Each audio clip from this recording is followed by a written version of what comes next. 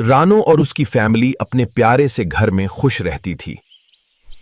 سنو، مجھے لگتا ہے ہمیں دیکھ لیا گیا ہے۔ میرے پیارے بچوں، اب ہم یہاں سے چلے جاتے ہیں۔ پاپا، ہم کیوں جا رہے ہیں؟ کیونکہ صف رہنا ضروری ہوتا ہے۔ ہم نیا گھر بنا لیں گے۔ سب میرے دیکھو۔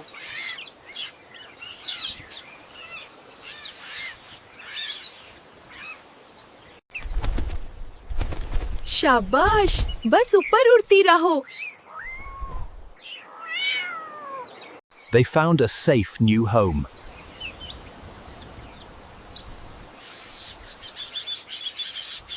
امی، پاپا، ہم سیف ہیں۔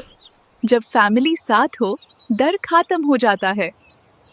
امی، پاپا، ہم سیف ہیں۔ جب فیملی ساتھ ہو، ڈر ختم ہو جاتا ہے۔